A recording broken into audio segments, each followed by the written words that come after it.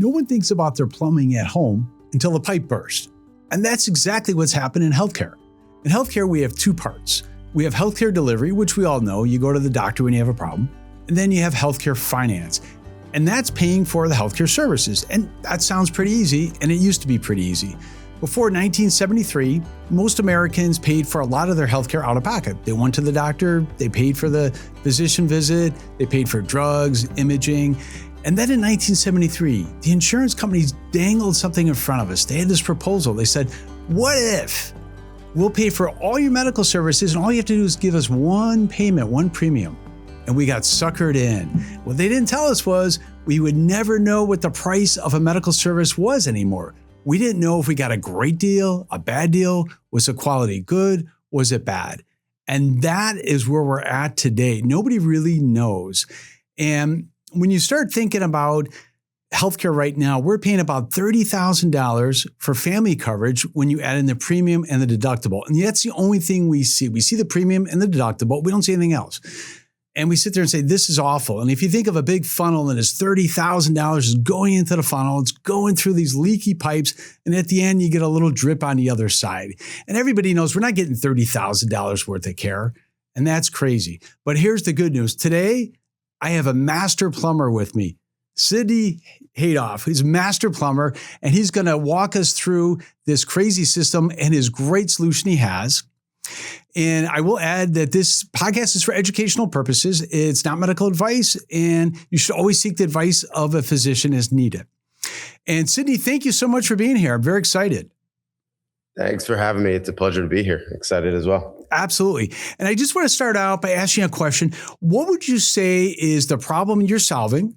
And could you please describe your solution for that? Sure. So at its core, Mishi solves the issue of access to healthcare. And I say access, trying to simplify a super massive and dynamic solution to a super massive and dynamic problem. But I think overall, the issue that exists with people today in healthcare, it comes down to access.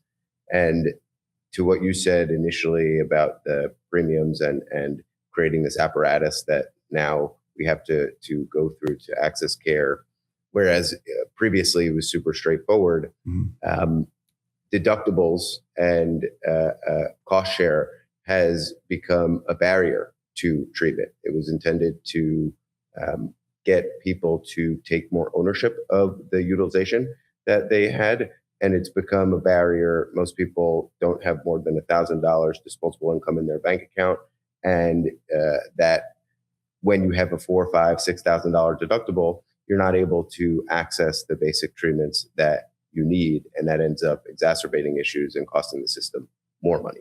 So at its core, Mishi is addressing the access problem in healthcare, and we tackle it in a number of ways. I'll keep it short, and we could dive into any number of these pieces. But one is the transaction, and the second is education.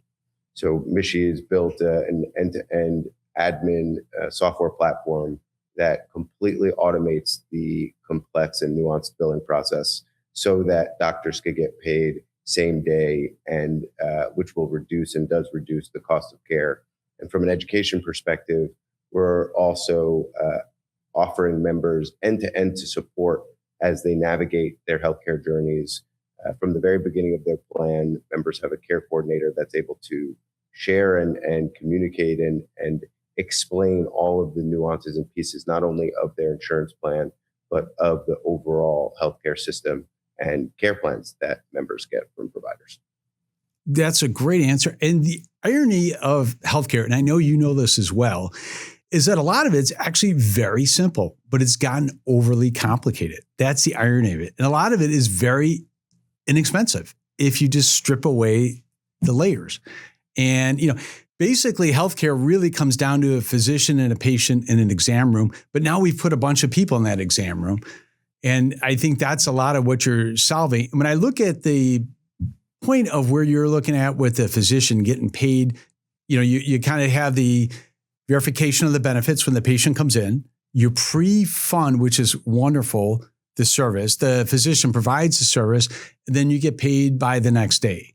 And that's unbelievable because right now, and I know you have a big billing history in your family, that it can take months to get paid sometimes. You know, if it's a clean bill, maybe it's 30 to 40 days. If there's any complications, it might be 90 days for a physician to get paid. And then there's also something that I personally have gone through, and that's the clawbacks.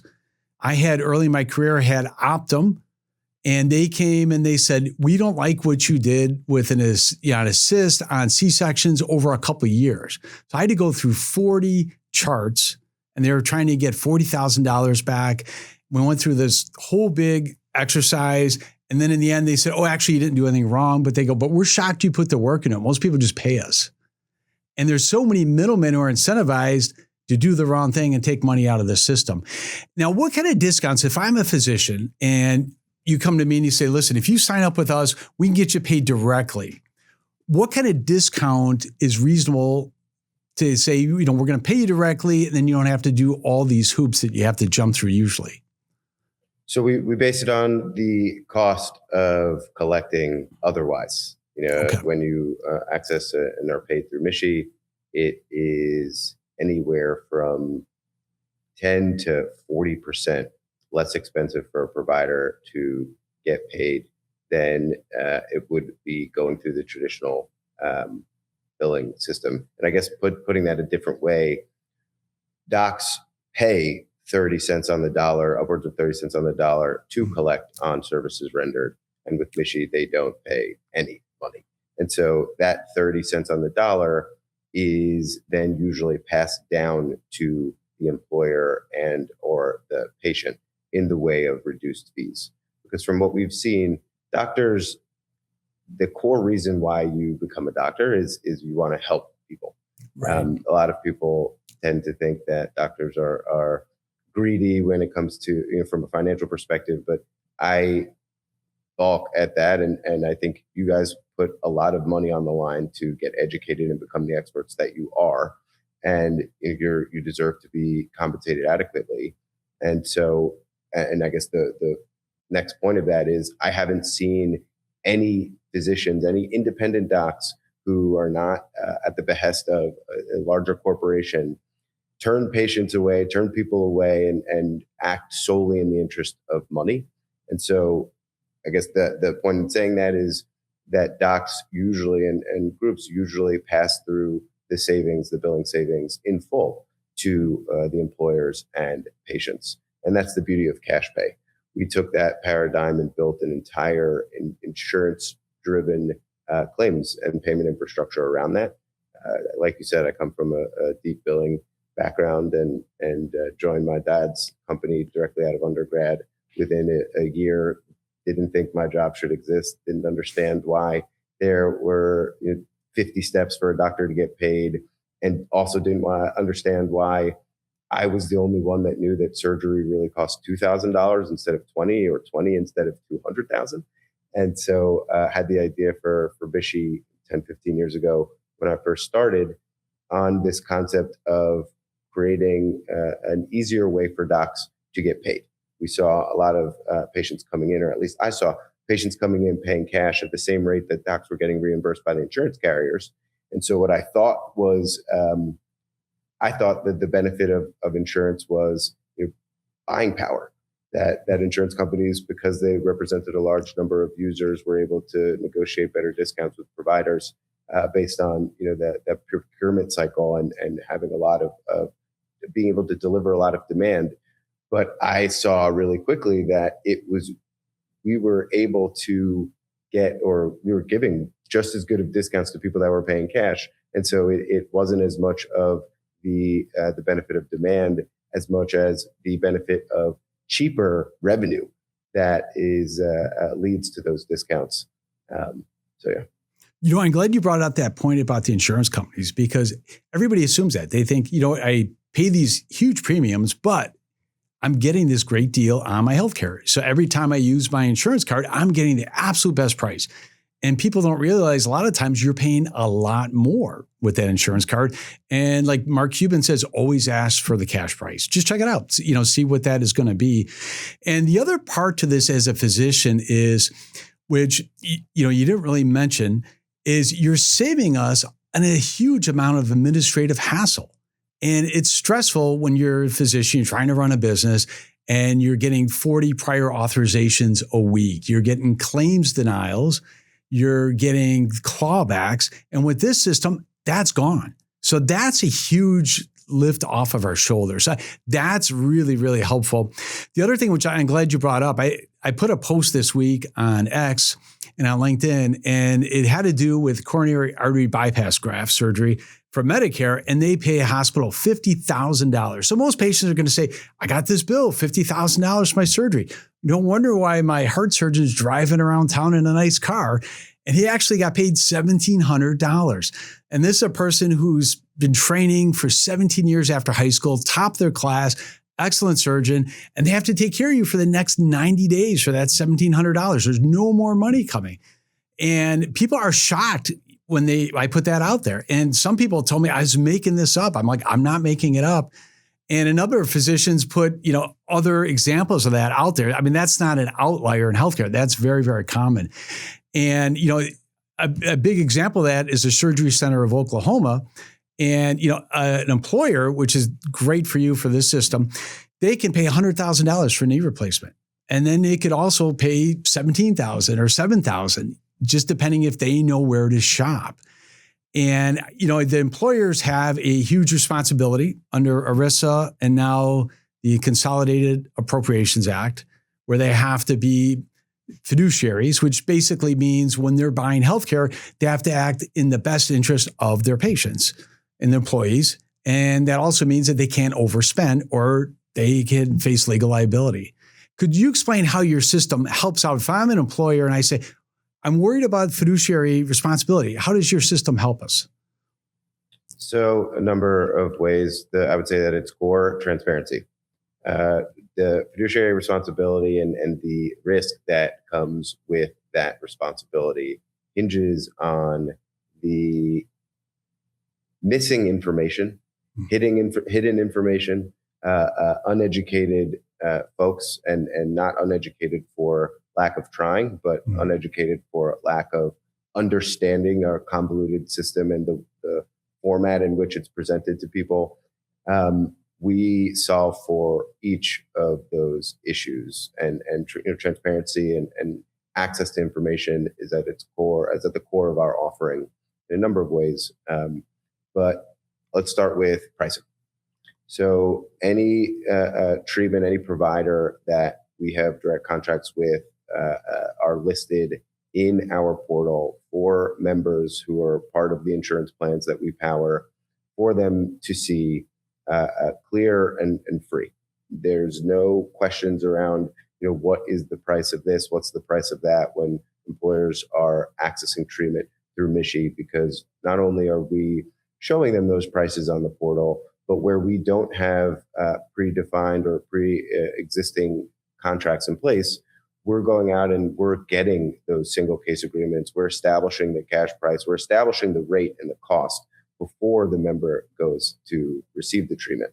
So there's never any question about what something will cost and what the financial implications will be, both to the member, to the employer, and to the provider. To your point, and I'll give a quick example of one that blows me away. Total knees. That total knee replacement that you mentioned at Surgery Center of Oklahoma, most of the cost of that $17K, let's say, comes from the implant and the facility.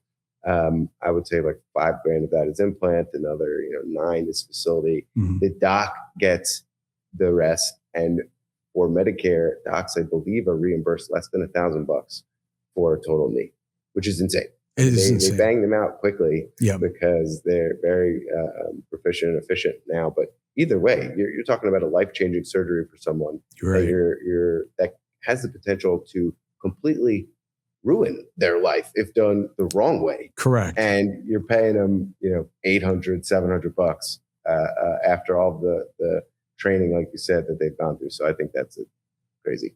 But going back to the fiduciary. So yeah, price is one of them. Benefits is another. Members a lot of the time don't know what is involved in their plan, and depending on who their administrator is or who's supporting, powering the plan, they're kept in the dark about that information. That's why a lot of people receive surprise bills, and a lot of members are confused and get confused and frustrated with the results of claims and the transactions that occur after treatment is rendered, after they get the care that they need. And so their benefit is another component of the financial transaction. That's another way that we're helping illuminate the information and helping educate them so that they know what to expect before they're going for that office visit. Now, what do you do in terms of pharmacy benefit managers? And those, of course, are the middlemen that determine which medications we get access to and at what price. And there's been a number of lawsuits with Johnson & Johnson, other big companies, saying that they did not meet their fiduciary standard, that their employees were overcharged massively for medications. So that's a hot area. And I didn't see that on your web. You've got a great website, but I didn't see anything about PBMs on there. So I was just curious about that. Yeah, we're careful not to make enemies on our website, at least early on, and not to call people out. I'd rather focus on the benefits of the model than the issues that we're addressing or the stakeholders that are perpetuating those issues. But to your point, or to your question around PBMs, so we only exclusively work with pass-through PBMs. No traditional PBMs are on any of the plans that we power, or at least any of the plans that we've created. As we've evolved past just a cash pay platform to now essentially a TPA platform and offering for employers to self-administer their plans, we've had the benefit of working with a number of different vendors that others want to bring into their plans. And so we're flexible in that regard. But the plans that we build and power for our employers are exclusively working with pass-through PBMs. And when I say pass-through, that means that there are the rebates are passed through directly to the employer, and even more simply, there are no rebates. The price that you see is what you get and what you're paying. This rebate dynamic and overall this concept of discounts and discounts off of bill charges, off of the MSRP, is a big reason for a lot of the opacity and confusion in healthcare around pricing. Specifically with PBMs, you have the rebates for some of these more expensive drugs that are then remitted back to employers at the end of the year. The employers are eating the cost of those rebates initially, and yes, they may see that savings at the end of the year, but because of that dynamic, there's a lot of ability to hide fees and hide the true kind of detail around pricing with regards to medications. And it's not just PBMs where we've seen the spread, if you call it, if we can label it that. TPAs, ASOs, and even networks also have a spread. When I say spread, I mean the difference between what an employer is paying and what a provider is receiving, or a provider, pharmacy being another type of provider, specifically with the PBMs. But spread is a real big problem. And I would say one of the core issues with regards to cost in our system, and a core issue, an issue at the core of the fiduciary responsibility that's being weaponized currently against employers and really against the vendors who are not acting in the best interest of the employees. We've seen in some of those lawsuits, you see drugs that someone could purchase at a cash price of $10 be charged to the plan for $5,000. And the same is true for medical services. Like you said, some employers are paying $100,000 for a knee replacement when you can be getting that same procedure for 15, 17, 20 grand by some of the top surgeons in the country and some of the top facilities in the country.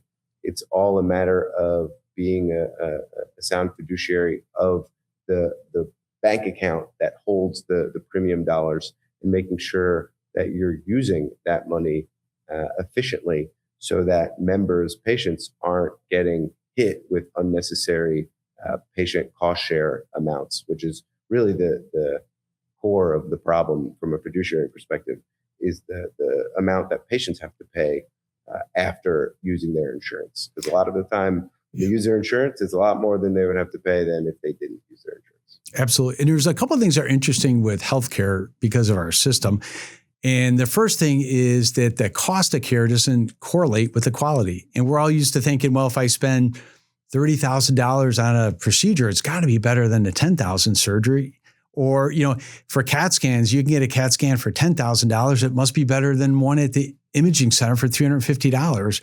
And the irony is the radiologist makes the same amount of money for reading those two scans. It's all going to middlemen that you've never seen. You just bought another beach house for some middleman at the nonprofit hospital. So that's something I think is really important for patients. And a lot of times, if you have an expensive surgeon or an expensive system, it's because it is low quality. They are having lots of complications and problems. And, when you start getting into bundled payments where you have a single payment for entire continuity of care or cost of care, you have to be really high quality to get that price down. You have to be comfortable in your OR times, complication rates. So it actually goes the other way. So that's something that I think I know you know that, but I think that's important just to educate patients and employers. I don't think the employers know that as well. And, I think transparency, like you said, is huge. Everybody's got to see how simple the system can be. And when you start seeing the middlemen that are involved, it's wild. And I read that Rube Goldberg piece that your chief medical officer did. I read that again yesterday, and it's amazing the number of steps that are involved from a patient seeing a physician to getting paid by an insurance company. You would assume it'd be a very straight line procedure. And there's probably 8 people involved in this, and they're all getting paid, and you don't even know who these people are. It's crazy. 8 is a conservative. That's number. Conservative. So that's a beauty of your system from my perspective. And I think the other thing is the concierge portion for the patients, very, very helpful, because the patients are lost in this. And in the old days, they had their own physicians, and now about 20% of physicians are independent. Most of them are working for hospitals or insurance companies. And then you lose that person who really is your advocate, who knows you. You come in, and when it was in my private practice, you kind of tailor everything you do to that patient. There's some patients that you have to tell them every single complication because they don't tend to listen. There's other people you downplay it a little bit because they're so nervous about everything. But that's the subtleties, but patients benefit from that. And they love having their own physicians. And then you would go that extra mile for them. And you could squeeze them in if they called you, with a problem that day, you could always fit them in somewhere. And you would do that. But you can't do that when you're employed. I was an employed physician towards the tail end of my career. And I kept thinking when I was employed, I'm like the worst employee. Because I kept thinking a private practice guy, an independent guy. And I was always, people would come by, you're like, you're not supposed to do that. I go, yeah, I don't really care. But that's the stuff you do when you're an independent, but you can't do that your whole career, so that's what patients lose. And I love the fact that, you break things down for the patients, explain it. And can you talk a little bit about zero cost sharing in some of your plans? Because I think that's awesome. Yes. Okay. So a lot to unpack there. And now we're getting into the meat and potatoes. So I'm excited here. So real quick, Rube Goldberg. Yeah. It's like 50 steps at least for a member to a patient, anybody, you, me, to have an issue, identify who's supposed to treat that issue, who, meaning there are a number of different pathways that you could go down for any particular instance, and you have to make that decision in terms of where you're going to go, who you're going to go see, what that looks like, where they are, what it's going to cost, what benefit you want to use. It's crazy, and you're right. It should be simpler, and that's what we're able to accomplish with our platform. A big piece of the complexity comes from, like you said, a number of different stakeholders managing each of those individual pieces. And that was something that even in my billing days, I had no visibility into. I didn't realize that, a claim passed through 6, 7 different vendors before it got to the patient's lap. The statement got to the patient's lap. I thought the insurance carriers were doing all of it and then sending the bill. So that was a big eye opener and a way that we've been able to streamline the administrative component of the transaction in a big way. But to your point, the thing that I'm most proud of and the dynamic that I think is the most exciting about not only our platform, but this next stage of healthcare that we're entering into is the concept of navigation, coordination, care management, and baking that into the patient experience so that it becomes the norm, right? This dynamic of helping people understand where they should be going, what they should be getting, what it's going to look like, the implications both clinically, financially, what return to work looks like, what it's going to look like when you go home to your kids. That those types of implications. Yes, you would expect that to be shared by surgeons, specialists such as yourself. But to your point, as the industry is consolidated, there has been a lot less of that. I have an example of a patient who I was told by one of our case managers thought she needed an iron infusion and she really needed a blood transfusion. And the case manager called to check up on the iron infusion referral and order. And the doctor's office said, wait, what? Iron infusion? Like, yeah, we will contact them about that, but she needs a blood transfusion. And we've been trying to push that through. And you go back to the member and she's like, oh no, I don't need the transfusion. My numbers are fine, but I want the iron infusion. And so I say this because it's a perfect example, and literally something that happened a couple of days ago, perfect example of the misalignment and the asymmetric information. And to where if you don't have someone to help you navigate that, you're like, good luck, especially when you're in a situation where you need a transfusion or need iron because you have your cancer or you have a more serious condition to manage. And so the coordination piece of our offering, not only does it help increase access because people have a better understanding for what it is that they're getting themselves into, it increases access from a financial perspective as well. And so you touched on the $0 cost share, the incentive, the inducement that we have to have members lean into their care coordinators and case managers. We saw early on when we entered this space, and when I say this space, I mean the buy side of care, the benefit side, the insurance side of the house. I started off on the sell side, on the provider side, and wanted to build a better transaction to help both sides. And to scale that, the best way is to implement it in the context of insurance. And so we had to navigate the buy side. And so as we navigated that, it was becoming clear that this concept of the navigator in the context of the bundles that we were staging, these surgical bundles, was going to be important. And it seemed to be a core offering of some of the larger bundling and direct contracting companies like Carum and Lantern and Transcarent. And so we obviously implemented that. It helps members understand, helps people understand what to expect in the context of those small bundles, where the episodic bundle, where you have a procedure that occurs and you have a certain set of treatments that need to occur pursuant to that treatment, helps people get a better understanding for what to expect. We saw, though, that people were leaning into their case managers and they were creating these magical moments with the care coordinators where you could tell that there was something more there. And we started to hear people asking, well, can you help me with this? Can you help me with that? Like, I've had such a good experience with you. What about this? Can you help me with that? And thankfully, we had been building the infrastructure that would soon require that our case managers and care coordinators help them with this and that. But it was the trust factor that was the biggest eye opener. You could tell that people felt more at ease speaking with their care coordinator in the context of a transition of care because they had someone to direct them. And it's a lot less daunting. Navigating the system is a lot less daunting when you have a guide, right? Like people use Sherpas for climbing mountains. I've used a guide to skiing because you want to get the best experience as you're navigating the backcountry.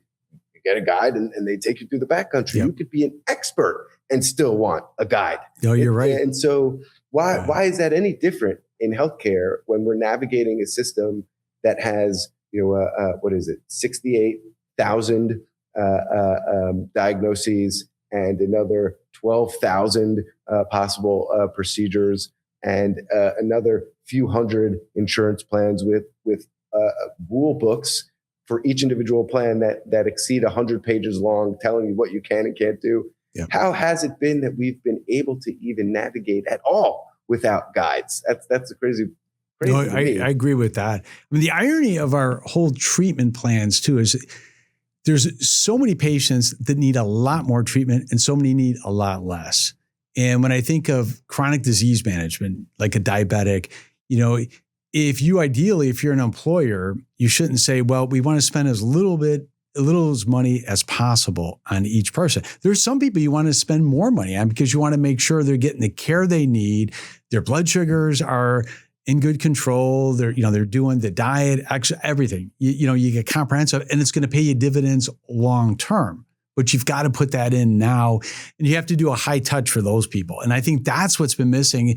In my mind, ideally, you'd go to an employer, you'd say, okay, let me see your book of business, if you will. Let me see how many employees you have, what gender are they, what age they are, what medical issues they have, and then kind of divide them up and say, okay, because you can't treat everybody the same. And you start attacking that and say, okay, let's improve people's care. Let's improve their health if they're diabetic or CHF or high blood pressure. And then people who might have a potential surgical condition, that is really important to make sure, do they A, need the surgery? Can they B, do something else first? And then if they need it, what's the right surgery? So to me, and I know you've been working on this, and you've got a great CMO, that's kind of where we start to need to move towards, instead of just saying, did we do this spinal surgery as efficiently as we could at the lowest price? Instead of saying, did we even need that spine surgery? Or is that the right spine surgery that we needed? Or could we've got a better price on those implants? And, I think there's so many more questions that we have, because we really have to say, how do we get people healthier? And in my mind, there's too many employers who the HR department looks at United Health, and then they switch to Anthem the next year because it's 1% less. And then the year after, they're with the Blues. And nobody's really taking care of the patients. They're just falling through the cracks. And each insurance company's like, you know what? We have them for a year. I'm not going to worry about that diabetic. They'll probably be okay for the next 6 months. Let the next guy worry about it. Instead of the employer say, you know what? Let's stick with one system. Let's get a core set of providers if we can, directly contract with them. Let's manage our patients' health. Let's get better employee output then, healthier, happy employees. And let's not worry about, fiduciary standard, because we're going to be the super fiduciaries. I mean, that to me is where we need to go. And I know you're on the same track with that. And the other thing I've been fascinated with, and I kind of cheated last night. I was listening to some of your old podcasts, and you had mentioned this as well. But the idea that the other thing, if you're an employer and you say, I don't really want to get too involved with this, you could also fund HSAs for people, be pretty aggressive with that, have a catastrophic insurance plan, and help them navigate and shop for their own, because every patient's going to have different needs. And I think once we get patients shopping for care, once they see a $10,000 CAT scan versus $350, they're never going to unsee it again. They're always going to be like, oh, wait a minute, let me check that price. Or like you said with drugs, you can, there was in the first FTC report, they were talking about generic Gleevec, and you could have got it if you went to Costco for cash price for $97 a month. If you went to Walgreens, your insurance, it was $9,000. And then if you got it delivered to your home, which they were pushing, it was $19,200. It's insane. The variances in healthcare, it's not even 10X sometimes. Sometimes it's, thousands of times more. And we can't afford to do this anymore.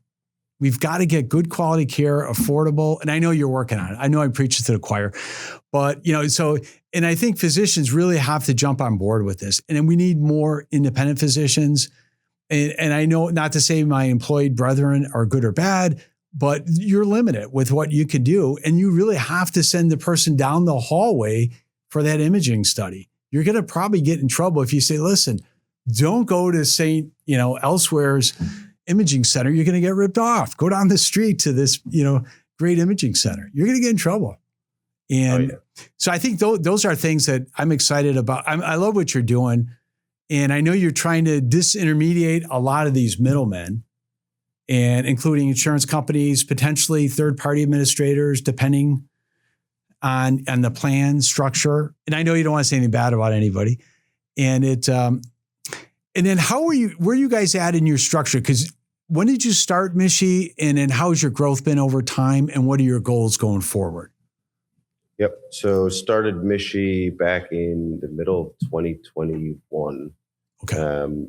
Got a proof of concept out on the platform and got our first patients and providers transacting cash that next year and a half. Okay. And then started to venture our way more into the kind of enterprise world, where we started to build out our network of providers and broadened our treatment set from 100 to a few thousand procedures that we covered. And all the while, we're building the technology to make TPAs and ASOs optional. Let's put it there. I like that. Is my thought on the space. And if we want to talk about streamlining the transaction, streamlining access, is that we have, at its core, with self-funded employers representing 70% of the commercial insurance market, we have these employers buying all of the care themselves, but still using the insurance carriers as their accounts payable, if you will. And yes, accounts payable helpful, but if it's a pure buy, sell, purchase transaction based on predefined prices, et cetera, and predefined rules, it should be a more straightforward process. And so we've built the system to streamline the entire end-to-end process from the time that a claim is submitted to the time a claim is paid. And we can do that as short as 24 hours because of that infrastructure. But my point in saying all that is that we went from a network then to more of a cash pay concierge, where we had the network, we had the concierge that was providing the care coordination, and we were helping plans avoid super high bills by engaging the concierge in all of their care. So if you came to us, you would avoid the cost share that 80%, or 20 cents on each healthcare dollar is paid for by the patient in the way of co-insurance, and then you have the deductible copay. People were avoiding those, and they leaned in, and we continued to build and use the relationships that we had from the cash pay concierge offering to begin and wedge in our TPA software, and now work with and alongside of TPAs to facilitate and streamline these more cash-like transactions that we're able to secure through our end-to-end care coordination process. That's been the evolution of the company, and we have been super scrappy and gamey about how we've entered into each of those opportunities, and it's been fun to see. My goal with Mishi and overall is to, like you said, streamline the transaction and create more access. I think access, it's nice to say, oh, we need to create more access and keep it high level. Healthcare is so incredibly nuanced. It's unbelievable. And I thought that I knew how nuanced it was based on my time on the supply side, on the provider side. Come into the buy side, into the benefit side, and I mean, it rounded out my experience, but I knew nothing. I mean, they're two wholly different worlds. And it's crazy to think about how there is such a divide between the two sides and how they don't really talk to each other. They don't understand the dynamics. And I think if I had to sum it up, the goal with Mishi is to eliminate those two sides. There should be one singular offering, right? If we want to have benefits and a third party, as in our employer, paying for and funding, sponsoring health benefits, then great. That should all be managed on a single system, and the providers should be able to bill and get paid on that single system. Part of the reason why everyone's in the dark, not only are there fragmented pieces on each individual side, right, on the provider side, we have a health system, and not any one doc can treat all different conditions. So it's intentionally fragmented, but it's built in a network way to facilitate and streamline collaboration. That's one thing that managed care, that the organizations did right. The whole concept of managed care is to improve quality. It's the infrastructure that was used to improve the quality and improve the cost effectiveness is what got us to where we are today. And so we focused on the infrastructure. And if we can bring both sides over to one side and facilitate the collaboration, the transaction on one system, we're able to completely eliminate that information asymmetry and the misinformation and lack of transparency with regards to prices and benefits. If everyone's on one system, you can't hide things. I like that. Now, the one part when you said lack of transparency and high prices, right away I started thinking hospitals. And, the most difficult problem for any health benefits is trying to figure out those unexpected hospital bills that can be astronomical. And obviously, that's the most expensive part of care in the U.S. It's about a third of all the healthcare dollars are going to the hospitals, and the CPI at hospitals is about 240%. So it's, there's that famous century graph from the Bureau of Labor Statistics where you look at all the healthcare, all the cost, and healthcare is right up there at the top, and hospitals even above that. So how do you manage that? If you have a member and all of a sudden, they get in a terrible car accident and then they have to have emergency surgery, and, they go to a Cornell wheel and then they say, oh, here's this big bill, and you sit there, and I'm not picking on Cornell wheel. I don't know much about them, but any big hospital could certainly give you a huge bill that's 400% of Medicare. How do you deal with that? And how do you get those prices down to a reasonable level? Yeah, so the 400% that you stated, that's a discounted rate. Really? The bill that members get, the bill that comes through is at 400 times Medicare, not 400%. We're talking about 400,000%, wow, if you will. But I would say that for hospital bills, the biggest protection that we have as a society in general is the NSA, No Surprises Act. The fact that the government put in place a mechanism that forces a negotiation, if you will, between both parties and sets a clear pathway for managing and facilitating that negotiation.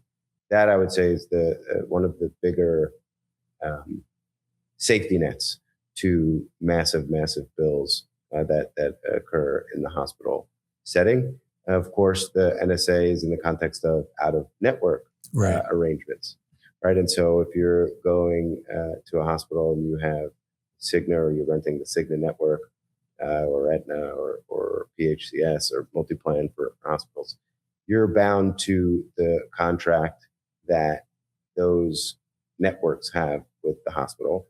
And in some instances, those contracts are horrible. Those networks are intended to create some type of discount, but in many instances, like we talked about earlier, that discount isn't the best price that you can get. And the best price is oftentimes a function of speed to payment and also market dynamics. At a high level, the NSA, the backstop but paying quickly and being definitive and quick about your determinations on claims and bills is another kind of driving factor that we've seen create deeper discounts than even the networks are able to offer. Okay, no, that's good. And what's been the most difficult aspect for you? Something that you thought wouldn't be a big deal, and then you're like, oh my gosh, this is way harder than I thought when I started Mishi. We have a whole podcast about that, a whole episode about that. Great question. There are a number of things. The hardest and the most surprising is managing the expectations of patients and members who are receiving care for the first time in many instances, because a lot of these, like you said, just sidebar, like you said, the core of our plan is $0 cost share across the entire plan when you're engaging in the concierge. And we found that the engagement creates the savings. If we're able to help people navigate, we're able to help them make better decisions, and we help them get the care that they need sooner. And that's the most important piece. Is we're talking about people who no one meets their deductible, so no one gets care that they need. Right. And so people aren't getting the care that they need. It creates these issues. That's why people end up in the hospital. Our ability to keep people out of the ER is what's saving our plans 20, 30, 40, 50% in premium spend, or as compared to premium spend. So I say all that to say we're unlocking access, I said in the start, unlocking access in a way that just hasn't existed in 30 years since the advent of the deductible and the cost share. You know, it's interesting. Would you talk? Oh, I'm sorry. Real quick. The toughest thing, I was staging all of them, but I'm about to say. I'm sorry. The toughest thing is meeting the needs and the expectations of members who are getting access, who are so excited and so intent on getting access to the care that they need for the first time ever, that sometimes they lose sight of the fact that they're getting the care. And there are a lot of different dynamics at play when you're working with people who have comorbidities and who need this care, who need this access, and who will really benefit from it. And in some instances, those people are not as nice. It's been the most eye-opening thing. And I've talked to docs about this, where it's like, the more concierge we get, the meaner people are. And our staff gets beat up by some of the members. And I'm saying this because I hope people hear this. Like this engagement dynamic will save our industry, period, end of story. I'm confident in that. It already has shown savings in Medicare Advantage, and all we're doing is bringing that same dynamic into the commercial space, but doing it and using it as a Trojan horse for our better transaction, which will reduce prices. So we're really hitting it from two different angles. But it's sad to see how people act sometimes when they get something that they've never had before.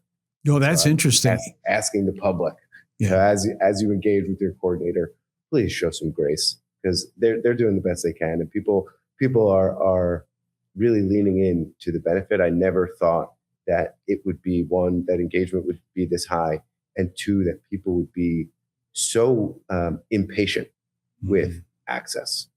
That is interesting, because I thought they would be so happy that they're getting that great service. Some are. Yeah. Some are. Don't get me. The most are. Let's put it that way. But the biggest eye opener is the people who aren't. And it's I don't know if it's a human condition thing or if it's our team is sensitive. Obviously, we act as professionals, but hearing some of these stories, it's wild to see how people act. It's hard to be on the front line. And one of the things I noticed when I was in my practice is the receptionist took a brunt of a lot of grief. People would come in and they would dump on their receptionist, just be rude, terrible to them. Then they'd be a little bit nicer to the nurses, but still abusive. And then they would see me and they'd be all smiles. And my staff are like, are you kidding me? Mrs. Jones was so, and so there's a few people, I'd have my manager just gently talk to and say, you can't. So it's a hard job being a receptionist. is a very, very tough job because that's that first point of contact. People are upset, they're frustrated, the doctor's late, or they had some problem with their billing. And you know how difficult it is for a medical office to figure out the correct cost sharing. And that's put on the physicians, even though it's an insurance issue. So it doesn't really make any sense. Either you collect too much or too little, you're sending money back. It's kind of a nightmare. But that is interesting. And you do remember those people sometimes that, didn't appreciate things. And that's, we're in a human business. But I'm smiling because that tells me you're doing all the right things. It means that you're engaging people on a human basis. And that's what healthcare is about. And that's what's missing in traditional healthcare system we have right now. People don't have time to interact with people, and they're frustrated and they walk out, and then they don't get the care because they can't afford the deductible. Most people can't afford to walk into the emergency room right now. And, another post I put up, which most people love and a few people gave me grief over, so I know it's a good post then, was they said, okay, why does a hospital bed cost the same as a room in a Four Seasons hotel? It costs the same as a suite. What are you getting for that? And everything else, and it's like a la carte. You get an IV, that's extra, and that's marked up tremendously. Medications marked up, physician services separate. So what are you really getting for this magical bed? I'd rather be at the Four Seasons, and just have a home health nurse come in and look at me. And one of the other crazy things that I was looking at was there was a virtual hospital study, and I think Medicare did this with hospitals, and they basically let them manage medical patients like the traditional med-surg patients at home with remote monitoring, home health nursing. Of course, they paid them the same as what they would get in the hospital, which makes absolutely no sense. But it's amazing because the outcomes were the same as if they're in a hospital. So now you could take a lot of medical patients, anybody who really probably doesn't need the ICU and doesn't have a surgical condition could potentially be treated at home. And if you really did the monitoring, you brought the tech in there, you've got some, direct patient care internist, you could do wonderful things that really keep people out of the hospital. Because in my mind, the more people you can keep out of the hospital, they're going to get better care for the most part. And there's times you need the hospital. Don't get me wrong. Obviously, if somebody has an acute MI or, surgical things, they need to be there. But I think we have to rethink what we're using hospitals for. And I thought that was an interesting study. Have you done anything with that with your physician networks? Yeah, absolutely. I think that you're touching on a broader concept of site of service and where treatment should be rendered. And it's a massive, massive, massive opportunity for cost savings in the space. It's wild to see some of these graphs that show that a lot of outpatient surgeries that should be done outpatient or even in an office-based setting in some instances are still done inpatient or hospital outpatient. Why?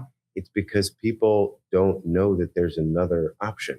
And because the hospitals and these large health systems keep them closed into the hospital. They don't want to send people home. Why? Because they don't get paid for sending people home.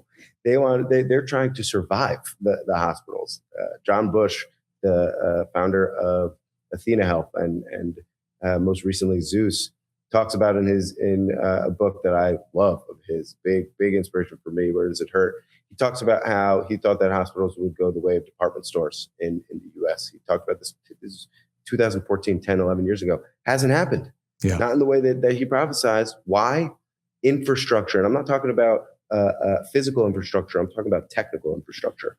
It's because the hospitals and the system is designed to keep people inside those hospitals because there's no education and no incentive to help people access care outside of the hospital. It's part of the reason why we've taken both the technical and the financial technical approach towards building the new admin infrastructure so that we could essentially democratize admin so that people would have more options to create more creative plans that facilitate and incentivize people to access care outside of those traditional settings. Why is it that the hospitals are still a cost center? Is because they're still able to charge and bill a considerably higher rate when a service is done in the hospital as compared to when it's done in an office. They're even able to charge an additional fee, the facility fee, the surgeon fee. They might both be employed by the hospital. They're charging double dipping, when that same service could be performed in an office-based setting and charge or cost a fraction of that. So I think that is one of the kind of core pieces that we're pressing on, is how do we start super basic from an infrastructure perspective to create more optionality from a cost efficiency perspective, and hospitals is a big cost driver, like you said. No, I think that's great. The other thing is, we were talking, I was thinking, every time you go into the ER, there's rooms, patients are boarding, they're in a hallway, they're on beds, there's no room. And a lot of that comes down to the Medicaid patients can't get access because the government says, we're going to spend Medicaid money on everything other than paying the physician enough to see the patient, which absolutely is backwards. And if they paid the physicians, I would just say pay them commercial rates so you incentivize them to see the Medicaid patients, because a lot of them are sicker, have more comorbidities than other patients, and get them access. Because I feel bad when you're in the ER, there's no follow-up and it's all episodic. Patients would come in the ER, they have a terrible condition, you get them patched up, you send them out, they're going to be back in 3 months with the same exact thing because they have nowhere to go. And everybody says, well, why are all these Medicaid patients going to the ER? Because the only place they can go. They don't have a physician because the system said we're going to spend Medicaid dollars on non-medical programs. I'm like, why would you do that? It makes no sense. I would love to see Mishi help out with Medicaid, because I think all the things you're talking about would work so well, get people access and education. To say, okay, don't go to the ER unless you really need to, and then let them get the access they need to follow up. We have we did a little pilot with the Medicaid, small Medicaid population, and had a really good experience because, I wanted to see if this care coordination dynamic could drive value outside of the commercial space. And there was one patient in particular. There's a review online that she wrote that was really powerful. And she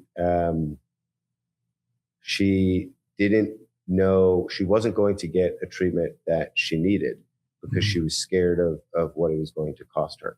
She had Medicaid, she needed this treatment, was scared of the financial implications, but she had Medicaid, right? She didn't want to get the surprise bill. And didn't know the best way to navigate the system, because even when you have Medicaid and your bill's paid for, like you said, there are limited options. The set of rules is different. The benefit breakdown is different. Yes. And so that's part of the reason why I was saying that benefits and understanding the benefits is so important, is because price is one thing. People are scared of the price, but if they don't understand the benefit and can't use it effectively, that's what's going to create the big surprise bills. And that's what also keeps them out of the space. But the point I'm making is she was able to get the care that she needed. She was able to get the care from a high quality physician who in this instance, accepted Medicaid because like I said earlier, docs aren't all about the money. They want to help people too. You're right. And it was such a powerful thing that, yes, absolutely. Like there's another reason why we built infrastructure, is that I don't think that the transaction is a commercial specific dynamic, right? TPAs exist inside of self-funded or inside of the self-funded space and outside of the self-funded space. You got TPAs for Medicare, those medical administrative contractors, the MACs. You have TPAs in work comp, motor vehicle, in Medicaid. And by democratizing that administrative component of the transaction, we hope to streamline and fix all pieces of the healthcare paradigm, all payers, whether it be government sponsored, commercial sponsored, or self-funded, individually sponsored. And so, I love that. That's wonderful. I mean, and I think we're going to close there, because now we've gone all the way around from commercial, self-funded, cash paying, concierge, and now we're back to, now we're at Medicaid, which 100%. And as an OB, I've taken care of thousands of Medicaid patients. That's about 40% of our patients in OB. And, they're great people. And the hard part is, depending on the state, a lot of states underpay the physicians. So if you're an independent physician, you can't literally keep your doors open and see other than a handful of Medicaid patients a month. And that makes no sense. Medicaid is the floor. For everyone who's listening, Medicaid is the floor when it comes to reimbursement. Yes. Third-party reimbursement in healthcare. And to what Jim's saying, a lot of groups, independent practices cannot see Medicaid patients because they lose money. And so in this particular instance, it was a larger health system. And that's one of the things that, one of the ways that these health systems give back, they're forced to. But yeah, that's just a small tidbit of nuance that drives a lot of, inefficiency and cost. There are a whole bunch of different ways to tackle the beast, but absolutely. Well, and hospitals I was just looking today, hospitals get $90 billion a year in supplemental Medicaid payments. So that's different. The independent physician gets $0 in that, and you can't do that, and which is a shame. And you're right. We all docs see patients who can't pay anything. You see them in the ER, and you're going to do your best job no matter what. It's just the job. It's the way it works out. And we're happy to take care of everybody that we can and do our best job for them. But I love what you're doing. I think this is so exciting. I love that you're trying to, like I said, I think you're a master plumber. You're working on the plumbing, and I hope that's not insulting you, but really plumbing. Please. I like healthcare. Getting my hands dirty. Yeah. You get in there and you're like, okay, wait a minute. There's something else I didn't know about. And you just tackle it and you simplify it. And this is exactly what we need. You think like a physician, even though you're not a physician. That's why I love talking with you. You really understand the heart and soul of medicine, which is bringing it down to that individual patient level and say, how do I help you? And to the employer, how do I keep you from going broke with these healthcare? And what patients don't understand is they think their employer is paying for their healthcare, but they're paying in lost wages. And that kind of brings it full circle. And I love everything you're doing is positive. I, wish you all the success, and please let me know anything I could do to help you. Be happy to do it. It's been a great session. If you find this of value, please like and follow and let us know in the comments what your thoughts are. And we'll see you soon again. Thank you so much.